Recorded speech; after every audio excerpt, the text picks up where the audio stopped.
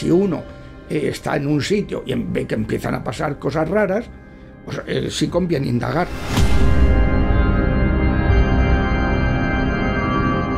Todos estos chamanes, estos brujos, estos tarotistas, estos videntes supuestos, lo que no conocen es el futuro, pero al tener más datos del presente pueden hacer predicciones. Y luego, en lo que no saben, lo que te hacen es que te echan una maldición. Pongo un ejemplo.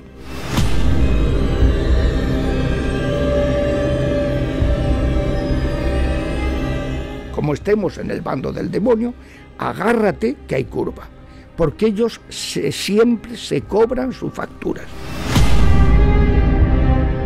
Muy buenas noches, queridos amigos de Refugio Zabala. Tenemos con nosotros a un invitado que ya es familiar del refugio. Estuvo hace poco con nosotros y volverá a estar, si Dios quiere, también con nosotros. Sois miles de seguidores del refugio los que habéis pedido que el padre Javier Luzón volviese al plató de Refugio Zabala, porque os ha dado mucha luz sobre muchos asuntos que estaban oscuros y es importante hablar del demonio en los tiempos de hoy. Muy buenas noches, padre. Muy buenas noches. Del demonio y sobre todo de Dios, que es lo importante, porque esto el Papa lo dice mucho, que el Papa sabe mucho de estos temas y de hecho los obispos de Estados Unidos le han publicado un libro recogiendo sus catequesis del combate contra el enemigo y que se titula Rebuking the Devil, reprendiendo, combatiendo al diablo, y tiene gracia porque él siempre insiste que los demonios tratan de cobrar protagonismo en nuestras vidas y a quien le hemos de dar protagonismo es a Jesucristo, al Padre y al Espíritu y a nadie más. O sea que los demonios lo que hacemos es combatirlos, que es distinto, y claro, desconocer su acción es el mejor favor que le podemos hacer. Como decía un autor, pues que el triunfo del demonio es que se piense que no existe. Pero claro, hombre, que sí existe. Además, hoy día yo creo que hace falta ser muy necio para no reconocer que hay cosas que dice esto es una maldad que excede lo humano. Esto ya sobrepasa, ¿no? Lo ordinario, ¿no? Esto ya es fuera de lo ordinario. Así es, padre. El demonio nos ratifica a su vez en la existencia de Dios. Es decir, sí. Realmente odia a Dios y es el mono de Dios. Sí, pero no siempre. De todas maneras, yo preferiría, antes de que empecemos a hablar de los temas, que nos encomendemos al Espíritu Santo. Maravilloso. Ven, Espíritu Santo, llena nuestros corazones, enciende en ellos el fuego de tu amor, envíanos, Señor, tu Espíritu y seremos recreados y renovarás la faz de la tierra. Oh Dios, que has iluminado los corazones de tus fieles con la luz del Espíritu Santo, concédenos que con la fuerza de este mismo Espíritu saboreemos las cosas rectas y gocemos de sus consuelos. Por Jesucristo nuestro Señor. Amén. Gloria al Padre, y al Hijo, y al Espíritu Santo. Como era en un principio, ahora y siempre, por los siglos de los siglos. Amén. Nos encomendamos a San Miguel para que nos proteja y de toda interferencia, intrusión en el programa, y a San Gabriel para que se encargue que es el patrono de las comunicaciones, se encargue de esta comunicación. ¿Y qué es lo que me decía? No, padre, que está muy bien lo que ha dicho, porque al demonio se le combate con oración, ¿no? Claro, se le combate con oración, con las armas espirituales, no con brujerías.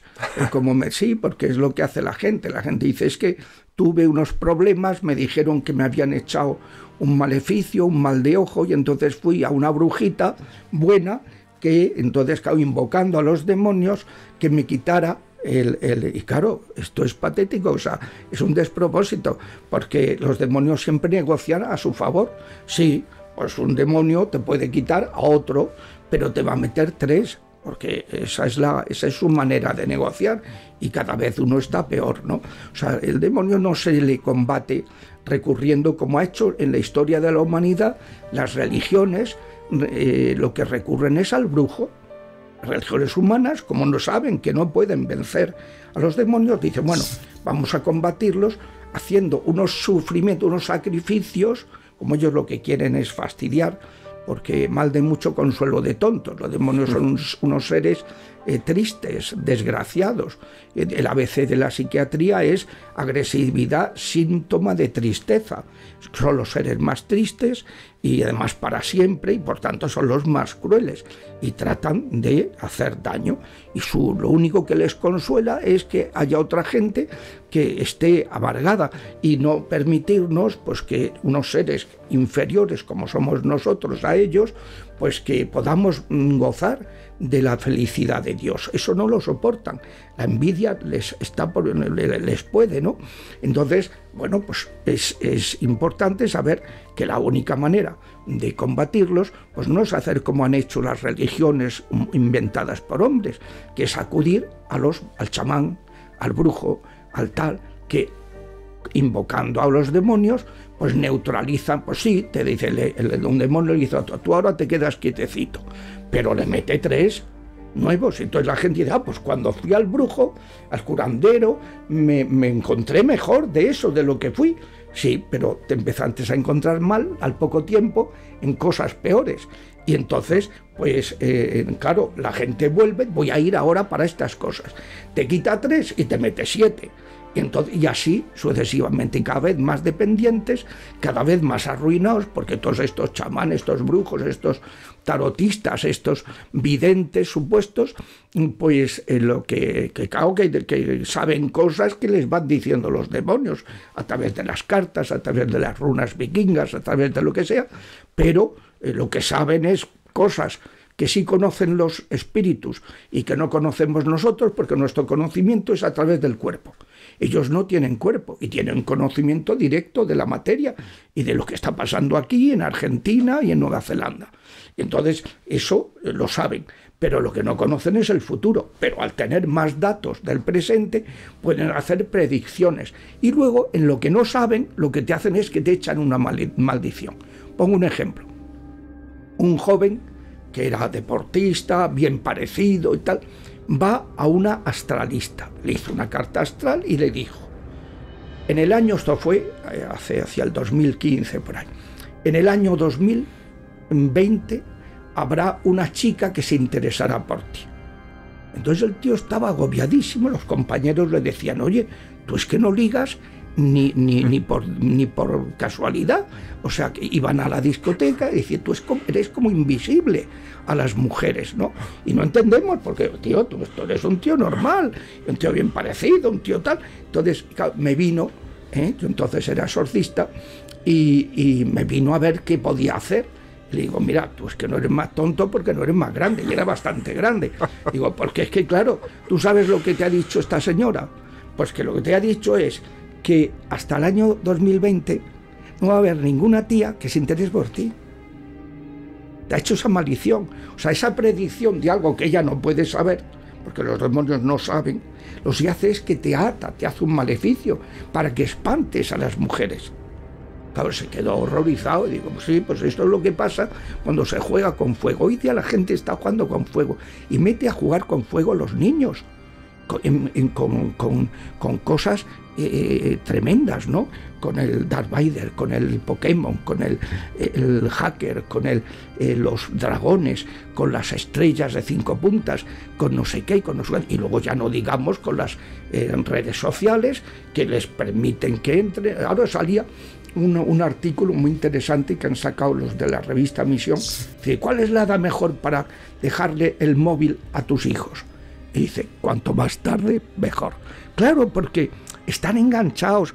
Eso es una fuente, una puerta abierta a todo lo malo. Entonces, y tú no puedes estar al lado para vigilar y para supervisar y evitar que les haga daño, ¿no? Entonces, pues claro, si tenemos a los hijos totalmente con unos videojuegos, con unas cosas que uno los ve, yo les recomiendo, pero ved los videojuegos que están viendo vuestros hijos, y uno se queda pues aterrorizado. Decir, pero ¿cómo se puede perder tanta sensibilidad, ¿no? Sobre los videojuegos, además, tenemos una pregunta, porque son cientos y cientos, y además le vamos a hacer a usted un favor, porque sé que a raíz de nuestra última entrevista aquí en Refugio Zabala ha recibido cientos de correos y a usted no le da la vida, porque usted además responde correo por correo. Sí, claro. Pues ahora le vamos a formular algunas preguntas para facilitarle el trabajo y que ya responda desde Refugio Zabala. Muy bien. Entonces que hagan el favor los que ya se vean respondidos de no repetir la pregunta. Dice una persona, recuerda una frase frase de San Juan Pablo II: no hay que tenerle miedo al demonio, a llamarle por su nombre, al demonio. Y esta persona le pregunta: ¿es cierto que no tenemos que tenerle miedo? Claro que no. Un cristiano queda, en el momento del bautismo, queda protegido. Ahora bien, si esa persona no es fiel a su bautismo, entonces pierde la protección. Pero si no jugamos con fuego, no hay por qué tener miedo. Bien es verdad, y uno dice, bueno, entonces ¿cómo se explica que, por ejemplo, el Padre Pío tuviera esos ataques tremendos, ¿no? O Santa Teresa de Calcuta, que también, pues, cuando fue el arzobispo de Calcuta a visitarla al hospital, porque en la última fase de su vida estuvo muy fastidiada. Entonces el médico le dijo, mire, monseñor, era un católico el médico, mire, monseñor, allí había pocos católicos, esta es la analítica de la madre, es perfecta. Esta mujer tiene un organismo, vamos, de una persona de 30 años. O sea, en todas las variables, todos los parámetros. Sin embargo, mire usted el cuadro clínico, que es penoso. Esto no es normal. Esto, cuando una cosa no es normal, se sale de lo normal, es paranormal, es preternatural. Llame usted al exorcista. ¿Estaba poseída? No, lo que tenía era una opresión diabólica, un ataque diabólico. Entonces le rezaron y se mejoró muchísimo y estupendo, ¿no? Pero entonces uno dice, bueno, ¿y por qué hay gente santa? Que, bueno, es que hay otras puertas aparte del pecado, pero es la más importante. Si no nos apartamos del camino, hombre, luego hay que perdonar. Si abrigamos resentimientos en nuestro corazón, le estamos abriendo la puerta al enemigo.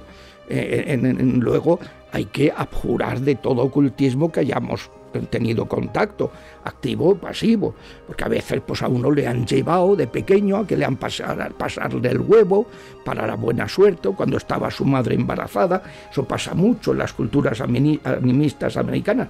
O esa persona tiene heridas desde el seno materno, ha sido atacado, ha sido abusado, ha sufrido bullying, ha sufrido todas esas cosas que son muy graves, le dan mucho poder a los demonios sobre la persona, ¿no? O tiene herencias de sus antepasados. Pero por eso hay que mirar y no hay que juzgar de entrada, decir, hombre, algo habrá hecho, como le dijeron los amigos de Job a Job cuando le pasó lo que le pasó, ¿no? Capítulo 1 y 2 del libro de Job. Entonces, en el capítulo 3 vienen sus amigos, que para eso vaya amigos, y dice, algo habrás hecho. Y Job dice, pues yo no soy consciente. Y luego Dios, en el capítulo 42 del libro, reprende a los amigos de Job porque le han atribuido a él lo que le estaba pasando, cuando la culpa la tenía el demonio. Entonces, esto, pues, es importante. No hay que tenerle miedo, porque incluso las cosas que nos puedan venir por cosas que no son culpa nuestra, esas puertas que no hemos abierto nosotros, eso también tiene remedio, y con la oración se cura. Yo siempre pongo el caso de que hubo una temporada que estuve con la pierna derecha hubo una persona que tenía palabra de conocimiento y fastidiada, que me dijo, mire, es que tiene usted un antepasado esclavista por vía materna, entonces tiene usted que... Hice la sanación intergeneracional y se acabó. No he vuelto a tener problemas.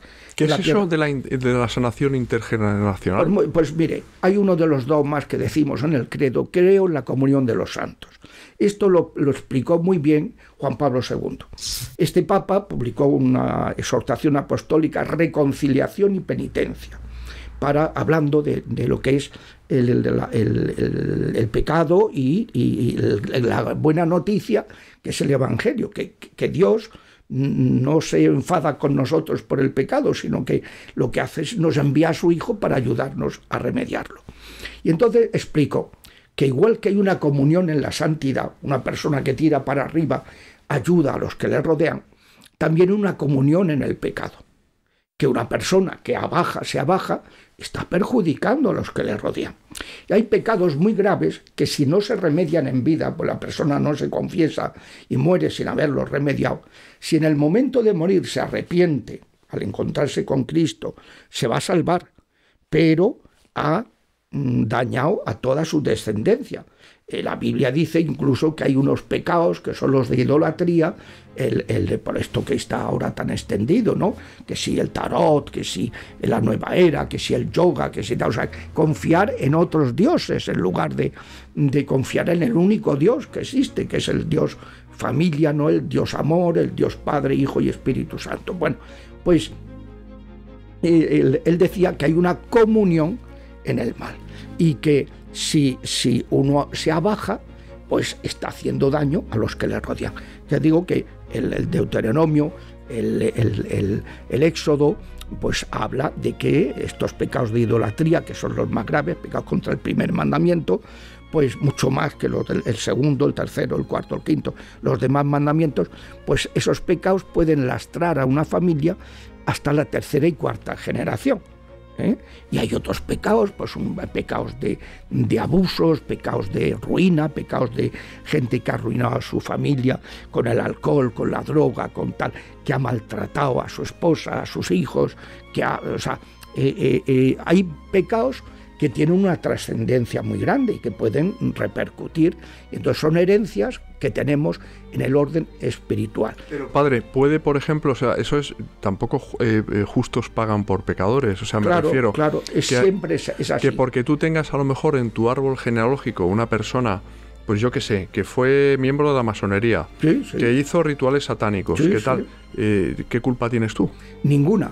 Igual que tú tampoco tienes ningún derecho, ningún mérito en recibir la vida, en recibir las cosas buenas de tu abuelo, de tu tía Enriqueta. Si este le ha salido, hoy tiene esa capacidad que tenía la tía Enriqueta de don de gente. Pero que una persona puede tener antecedentes familiares de rituales satánicos y sin embargo ser una persona santa o que frecuenta los sacramentos y que está... Claro. Eso, pero esa ascendencia no pesa sobre ella. Claro que pesa. Vamos a ver. Nosotros somos una unidad. Uno de los dogmas fundamentales de nuestra fe es la unión sustancial de espíritu y cuerpo. Esto es lo que niega Descartes, Platón, los neoplatónicos. Dicen que el cuerpo es una prótesis. No, somos corpóreos. Nuestro espíritu no es como el de los ángeles. Nosotros no podemos mover a distancia un objeto. Si lo hacemos con telepatía es que estamos invocando a un demonio. No se puede. Nosotros no tenemos dominio directo. Nosotros todo lo recibimos por el cuerpo y lo expresamos por el cuerpo. Entonces, unión sustancial de espíritu y cuerpo. Entonces, en el cuerpo tiene dos dimensiones, la somática y la psíquica. Cuando uno va al médico, siempre te pregunta, antecedentes. Yo siempre que voy a la Seguridad Social me ponen un volantico y en el volantico en una esquina dice riesgo de cáncer de tal. ¿Por qué? Porque un ancestro mío murió de ese cáncer y es un cáncer que se sabe que se hereda. Y entonces todos los hijos y nietos y tal, todos estamos pues con ese asunto y nos dice, usted tiene cada X tiempo hacerse una prueba de tal, de no sé qué, no sé cuánto. Bueno, en el plano somático siempre hay herencias. ¿Qué culpa tengo yo? Ninguna, pero es que empezando por el pecado original, que es la primera carga epigenética, la primera carga ancestral que tenemos todos, luego tenemos otras más inmediatas, de cosas que han pasado, de genes, en tal. Segundo, también por genes se transmiten cargas psíquicas. Tú vas al psicólogo, vas al psiquiatra, te dice antecedentes.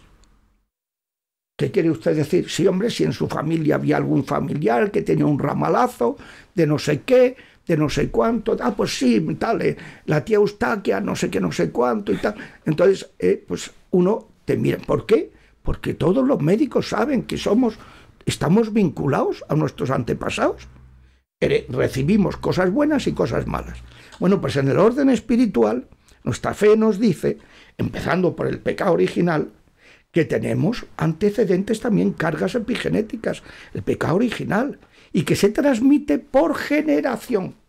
Cuando nos conciben, cuando nos engendran, ahí hay una carga adherida, se llama epigenético. Epi es una palabra griega, es una preposición, significa sobre. y genético sobre lo genético, adherido a lo genético, pero una carga espiritual, que no es algo de tipo somático. Por ejemplo, que una persona, la abuela fue abusada, la madre fue abusada y la nieta ahora es abusada. Y tú dices, pero esto ¿por qué? Eso no es algo genético, eso es epigenético. Es una predisposición, como una maldición que tienes porque hay un pecado muy grave que no se ha remediado y que se repite si no se corta.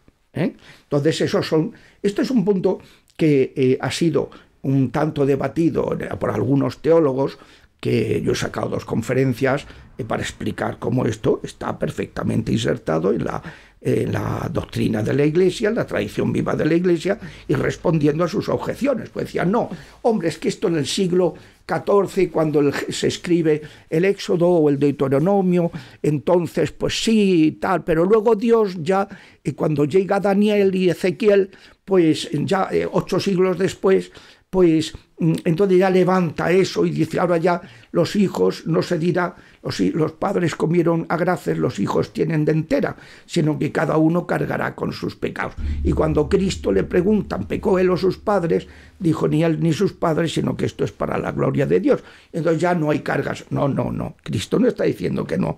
En este caso, no se debe a una carga ancestral. Y además no les dijo a qué se debe, sino les dijo el para qué. No el por qué, sino el para qué. En el caso de Ezequiel y Daniel, estaban siempre quejándose de que todas las desgracias que le venían eran por sus antepasados. Y luego ellos estaban haciendo lo mismo. Entonces Ezequiel y Daniel dicen, no. Cada uno tiene su responsabilidad. Lo cual no excluye que haya cosas que heredemos. ¿Y en qué culpa tengo yo? Ninguna. Igual que hay muchas cosas que nos pasan, que la culpa la tiene el canalla que nos ha hecho ese daño. Pero hablaba usted, padre, de sanación generacional. Intergeneracional. Claro. Sí. ¿Eso es la solución? Porque... Claro, es la oración por los difuntos. Eso. Y la oración por todos los que están más vinculados por la comunión de los santos a nosotros, para que todo eso se remedie. Si esto, vamos a ver, por ejemplo, hay una cosa de brujería que son las constelaciones familiares, que tratan de resolver estos mismos problemas haciendo un ritual satanista. No te dicen que es satanista, pero lo es, en que tú cambias a unas figuritas y no sé qué y no sé cuánto, y es una manera de invocar a los demonios para que se corte esa herencia, esa carga. Pues mire, esto es real, que existen una conexión, porque, como decía Ortega, yo soy yo y mis circunstancias, o sea, no somos un verso suelto, formamos parte de un poema mundial, entonces estamos vinculados a los demás. Pero la solución no es hacer esas brujerías, que lo que hacen es empeorar todavía más el árbol genealógico, sino es orar. Entonces, si esos ancestros que cometieron algo negativo se condenaron, les quitas a los demonios el poder de dañarnos a través de ese pecado que cometieron. ¿Con una oración en concreto? Con oraciones intergeneracionales, el rosario, la Santa Misa, y luego oraciones específicas en el libro de las 6 puertas, en el libro de las 6 puertas, la oración octava es una oración intergeneracional muy profunda, que rezarla dura media hora, y la pueden encontrar en la página web del libro. ¿Y eso se reza mejor, tiene más fuerza si se hace en familia? Hombre, si se hace en familia, imagínese, una familia orando unida, pues eso es precioso. Y luego hay la novena oración, es una oración intergeneracional ya breve, pero primero conviene hacer el proceso, la quinta paterna, la cuarta paterna, la tercera paterna, la segunda, la primera, y luego la quinta, cuarta, tercera, cuarta y primera, maternas. Y después de haber hecho ya, pues uno... ¿Y esto cómo se hace? Porque claro, hay que ser genealogista para hacer esto. No hace falta, porque Dios sabe quién es nuestra quinta generación paterna. Nuestros tatarabuelos, pues yo digo, pues de la familia Luzón Domingo hasta la quinta. De la familia Peña Alcántara, mis apellidos, hasta la quinta. Y ya está. El Señor sabe quiénes son los quintos, los tatarabuelos, los bisabuelos, los abuelos y los papás. El Señor es el genealogista, en realidad. Claro, es el que sabe. Entonces nosotros ponemos en sus manos, por cada generación ofrecemos una misa, que es lo más importante, un rosario, que es una oración potentísima, y esa oración de media hora, que está también grabada, porque hay gente que le cuesta mucho leer y se distrae, pues está grabada para que se favorezca, ¿no? Padre, tiene un montón de preguntas aquí de nuestros telespectadores. Hay una que se llama Antonia, madre de familia, que es una mujer de misa y comunión diaria y tal, que frecuenta los sacramentos, que está haciendo además una labor evangelizadora muy importante, pero que lleva ya una semana que es que casi no se puede levantar de la cama. O sea, es como si le hubieran apaleado, le hubieran dado una paliza, tiene un cansancio, ha ido al médico, no saben qué le pasa. Hombre, cuando se va al médico y los médicos examinan y no le encuentran explicación natural, puede ser un indicio de que hay algo preternatural. ¿Y qué es lo que ella puede sospechar? Bueno, normalmente ese tipo de cosas instantáneas, que de pronto es que alguien envidioso le ha realizado un maleficio. Y ella, por el motivo que sea, porque tenga heridas de su gestación o heridas de personas tóxicas que le hicieron daño a lo largo de su vida, porque tenga alguna herencia de sus antepasados, porque guarde inconscientemente algún rencor en su corazón, que ella no sea consciente de de mantener ese rencor, o por algún contacto que haya tenido con el ocultismo, que a lo mejor lo ha confesado, pero no, porque la confesión te quita el pecado, pero no las consecuencias. Hay que abjurar, además.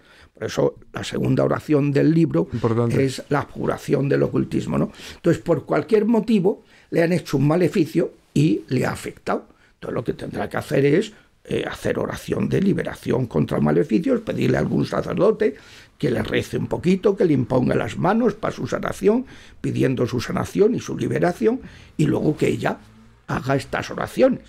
Vaya haciéndolas poco a poco, no empachándose, ¿no? Como hagan las 9, te da un soponcio, ¿no? Entonces tienes que ir poquito a poco haciendo los procesos. Aquí viene otra pregunta, y es, estando en gracia de Dios, frecuentando los sacramentos, ¿uno no está blindado contra el demonio? Es decir, le hacen un maleficio y le puede acarrear consecuencias. Si tienes las otras puertas abiertas. Por eso publico yo este libro. Eso es. Porque la gente, muchas veces, cuando nos reuníamos los exorcistas, pues siempre la preguntan, oye, ¿por qué tardan tanto a veces estos procesos de liberación? Pues tardan porque lo explica Jesús en el Evangelio de Lucas. Dice que el demonio, cuando se le manda bien mandado, que hay que mandar bien, ¿eh? Si tú no le dices, vete ahora, no le dices, vete a los pies de nuestro Señor, se te queda al lado, se va, pero se te queda al lado y te empieza a fastidiar más todavía. Y no le dices, vete sin interactuar con otros demonios, porque pues le dice a otro de su misma naturaleza, tómame el relevo, y uno dice, ¿qué ha pasado aquí? Que siguen fastidiando. Entonces, si se le manda bien, el demonio no hay que más remedio que irse, porque es Cristo el que a través del diácono o el sacerdote le está mandando que se vaya. Pero si tiene puertas abiertas, dice el Evangelio, trata de volver y regresa, y entonces pues sigue la cuestión.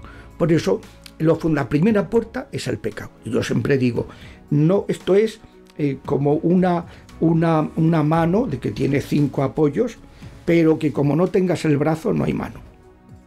Y el brazo es la vida espiritual.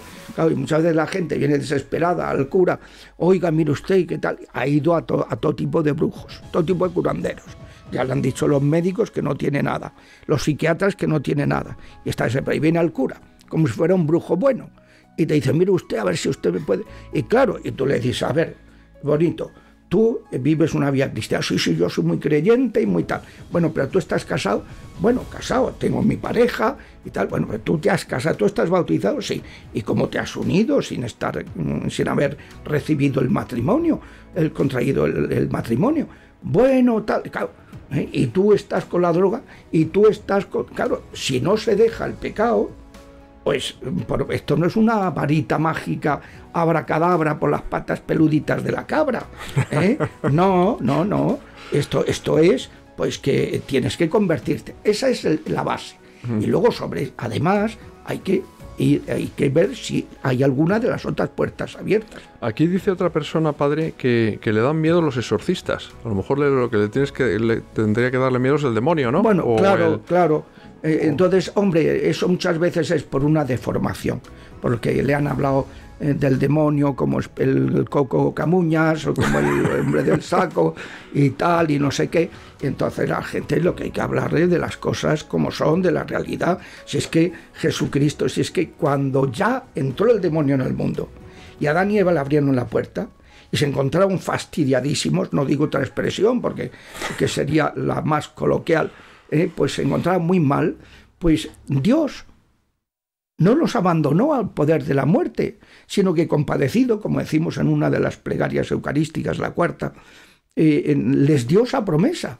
Pondré enemistad entre ti y la mujer, entre tu linaje el pecado y el suyo, Cristo. Este linaje le aplastará la cabeza cuando tú solo le podrás hacer una heridita en el talón. Sí, lo mató, para el tercer día resucitó. A las 48 horas había resucitado. Entonces, pues el Señor ha hecho que podamos vivir la vida sin miedo a los demonios. Pero claro, depende en el bando en que estemos. Como estemos en el bando del demonio, agárrate que hay curva, porque ellos siempre se cobran sus facturas, siempre, y Dios es justo.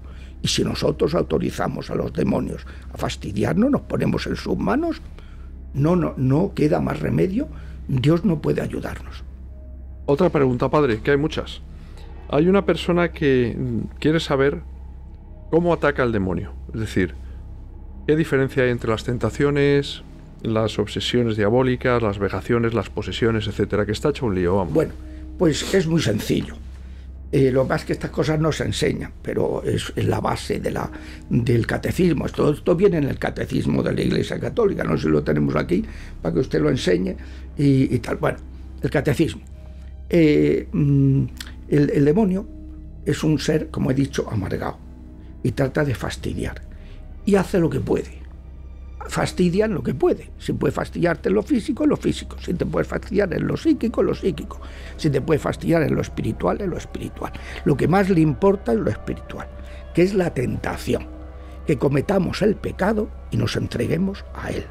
Y nos apartemos de Dios, por tanto, de la felicidad, y nos expongamos a perder el cielo. Que no olvidemos que esta vida es una mala noche en una mala posada, y que, sin embargo, el cielo y el infierno son, como decía Santa Teresa, para siempre, para siempre, para siempre. Entonces, lo que más le importa es la tentación. Pero luego, el demonio aprovecha las consecuencias del pecado. Hay dos consecuencias psicosomáticas. Hay dos consecuencias, las ordinarias y las extraordinarias. Las ordinarias, ¿cuáles son? Vienen en el capítulo 3 de la Biblia, del Génesis, el primer libro de la Biblia, que es pues que el ser humano, que estaba unido a Dios y era inmortal como consecuencia, porque Dios es vida, pues se vuelve mortal. La muerte, la enfermedad, todo eso es consecuencia del pecado, consecuencia ordinaria.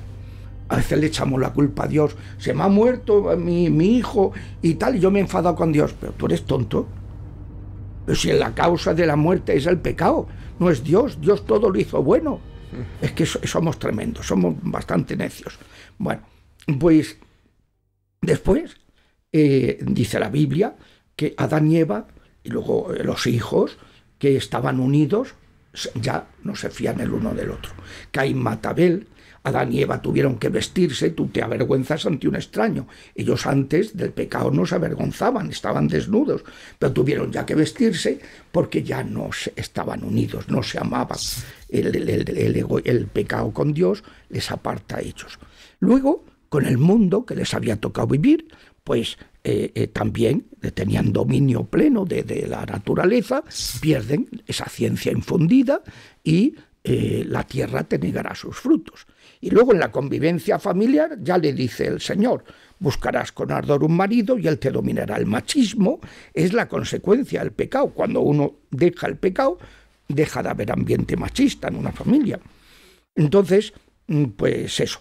Y luego le dice, llevarás con sufrimiento tus preñeces. Tus preñeces. La maternidad, que es lo más gozoso que puede gozar una mujer, pues está acompañada del sufrimiento. Son las consecuencias ordinarias. la enfermedad, el cansancio del trabajo, las penalidades económicas, etc. Pero luego también hay unos pecados extraordinarios que abren las puertas a consecuencias extraordinarias, que también son sobre el psicosoma, no el espíritu. El espíritu ya hemos dicho que es la tentación, que pequemos, cometamos el pecado, desobedezcamos a Dios y nos creamos las tonterías que nos dicen, sus seducciones. Entonces, las consecuencias psicosomáticas extraordinarias son 7. La infestación de objetos, amuletos a través de los cuales nos influyen. Persona que le han regalado un objeto y que de pronto empieza en la familia a pasar cosas raras, y es porque está contaminado, está consagrado a los diablos. O le hacen un entierro y empieza una secuencia de desgracias, o le hacen un amarre y entonces el matrimonio se desune, se destruye. Bueno, es tremendo. Un entierro. Un entierro que es como si te enterraran en vida. Hacen un entierro en una tumba, hacen un entierro en un lugar y meten en una cajita o en una botella un objeto para tenerte, o te hacen una congelación, te escriben tu nombre y te congelan, quieren congelar tu vida. O sea, son hechizos que, claro, lo que pasa es que luego eso se vuelve contra el que los comete, pero mientras se vuelve, pues está haciendo daño a la persona. Pero si tú estás en gracia de Dios, ¿te pasa algo? Te va a proteger muchísimo, pero depende de que tengan las otras 5 puertas cerradas. Vuelvo a decir, es que son 6 puertas. Entonces, pues lo principal es la gracia de Dios, vivir en gracia de Dios. Eso es lo que más te protege. Y además, si por lo que sea tienes alguna otra puerta, enseguida el Señor te da la gracia para cerrar esa puerta. Bueno, entonces, ataques al psicosoma. Primero, infestación de objetos, infestación de plantas y animales. Un animal que empieza a comportarse de manera extraña. Le das a beber agua exorcizada y vuelve a su ser. Una cosecha que de pronto se pierde. Como me dijeron yo cuando empecé a hacer exorcista, me dijeron, pues mira, hace poco el vicario general exorcizó un campo y se estaba perdiendo la cosecha de la noche a la mañana y se salvó con el exorcismo que hizo el vicario general, No tenían exorcista y por eso me empezaron a pedir que si yo, para tema de personas... Pues habría que hacer muchos exorcismos a los campos, sin ir más lejos en España, ¿no? Porque las cosechas... Y tanto. Bien. Y hay muchas envidias, hay mucha... Bueno, y luego, finalmente, infestación de lugares. Lugares donde han pasado cosas y los demonios han adquirido poder, y entonces ese lugar queda infestado. Y empiezan a pasar cosas raras. Bueno, hay una persona que pregunta aquí pues sobre esto mismo, es decir, que está en su casa y tiene como espíritus, o ve cosas, o hay ruidos inexplicables. Claro. Y se encienda la televisión y está por la noche y de pronto me parece como si pasara alguien por la puerta. A lo mejor le han construido la casa sobre un cementerio, antiguo cementerio. Puede ser, o un lugar donde hubo una batalla y se cometieron asesinatos. Pero voy a una cosa muy concreta, padre. ¿Es importante saber dónde vive uno, primero?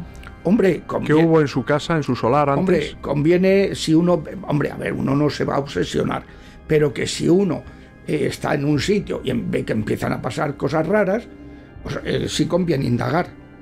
Sobre todo si vive de alquiler y a lo mejor está en una casa centenaria. Si uno está de alquiler, lo primero que tiene que pedir al sacerdote, al párroco, es que vaya a bendecir la casa. Si ve que hay alguna cosa más, pues entonces pedirle al exorcista. ¿A bendecir o a exorcizarla? A bendecir. Primero bendecir. Bien. Primero bendecir. La primera providencia. Esto es como en la seguridad social. Primeros auxilios y luego el especialista. Entonces, los primeros auxilios los tienen que administrar en las comunidades de origen. Y luego, cuando ya hay una cosa especial, se ha bendecido la casa. Y aquí hay cosas raras, pues entonces ya, me acuerdo, unos señores promotores de un colegio, que ahora el otro día estuve hace poco y está funcionando muy bien, pues cuando llegaron se extrañaron de que se lo vendieran el local tan barato. Claro, tenía regalito. Era un sitio donde había habido todo tipo de... que yo estaba, pero horroroso. Y entonces empezaron a notar cosas raras. Preguntaron en el barrio y dijeron, sí, es que esa es la casa donde pasó no sé qué. Y entonces, claro, pues me llamaron. Entonces, pues primero les hice una oración de bendición. Res, que hice los catalanes. Nada, no se consiguió nada. Luego celebré la Eucaristía. Bueno, ya empezó a calmarse la cosa y luego ya hicimos un exorcismo del local. Y ahora está más bonito que un San Luis.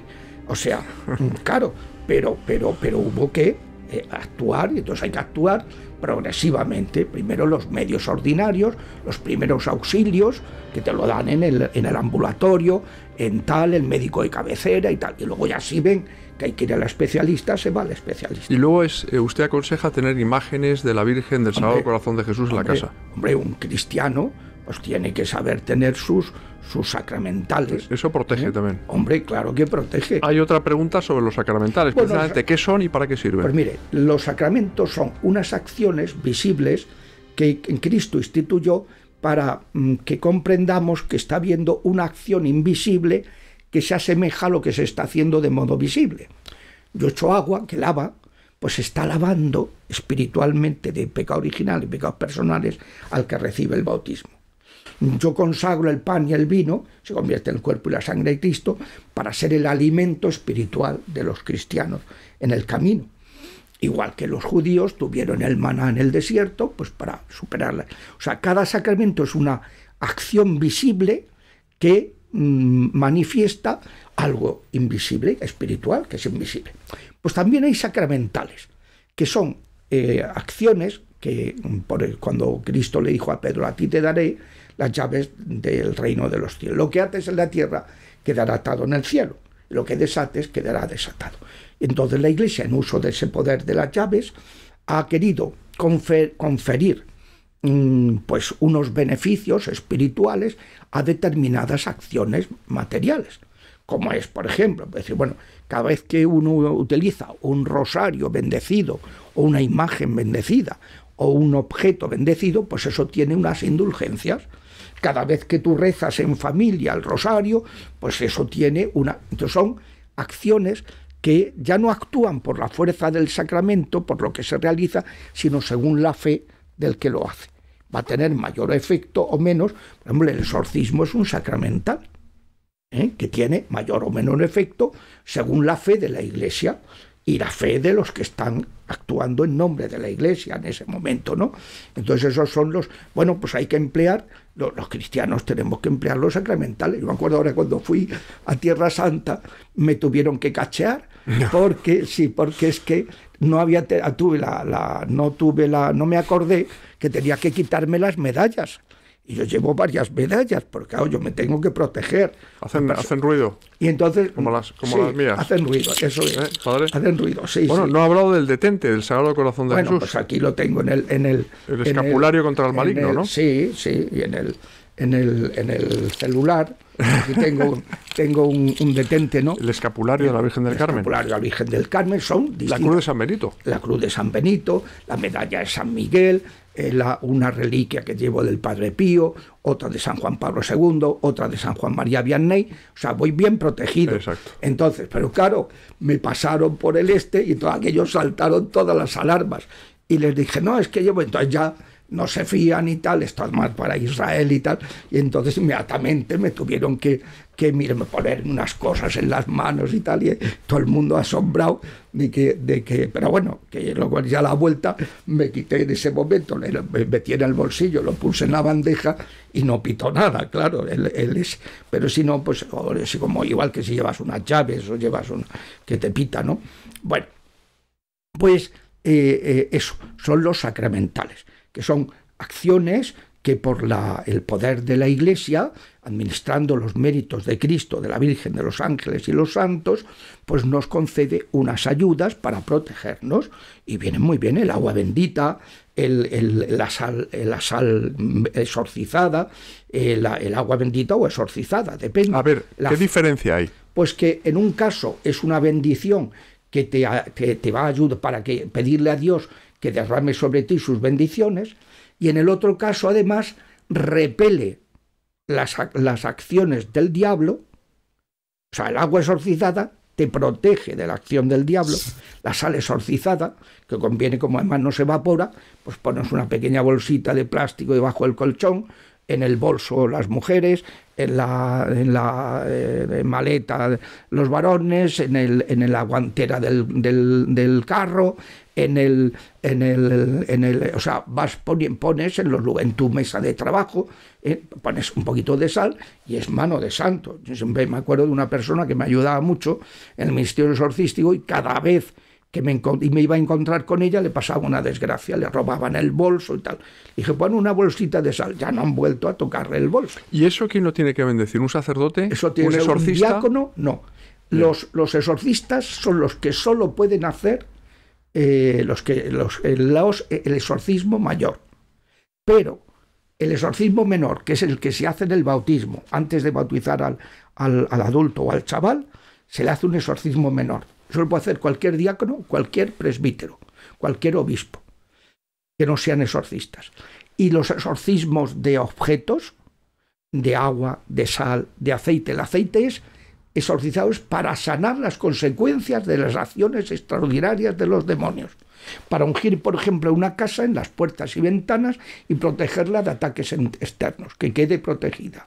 Para una persona que está teniendo unos dolores que son consecuencia de ungirse. Me acuerdo, estando en Tierra Santa, pues una persona me dijo, padre, me ha salido, yo creo que esto es un hechizo que me ha hecho, porque a veces me pasa y tal, habrán renovado el hechizo, me ha salido una llaga purulenta, entonces, ¿qué hago? Digo, no te preocupes, le recé una oración sencilla de sanación, de liberación, y le dije, luego te hacer la señal de la cruz con aceite exorcizado.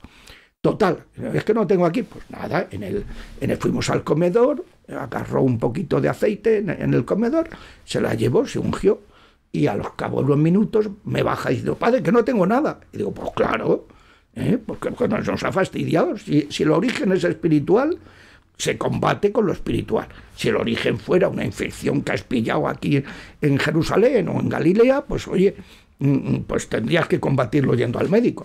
Claro. Pero como piensas que es espiritual y hemos rezado, pues ha desaparecido. O sea que como otra persona que tenía una lumbalgia tremenda, se le rezó y le desapareció la lumbalgia.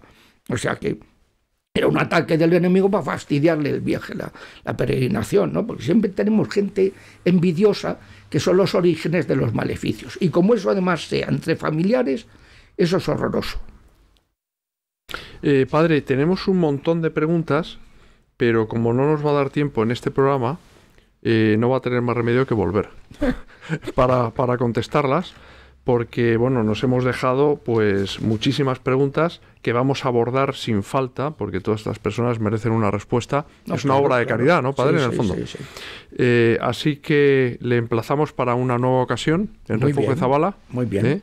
Y a vosotros, amigos, deciros que el próximo jueves a las 10:30 de la noche contaremos con otro invitado de excepción en Refugio Zabala. Que Dios os bendiga a todos.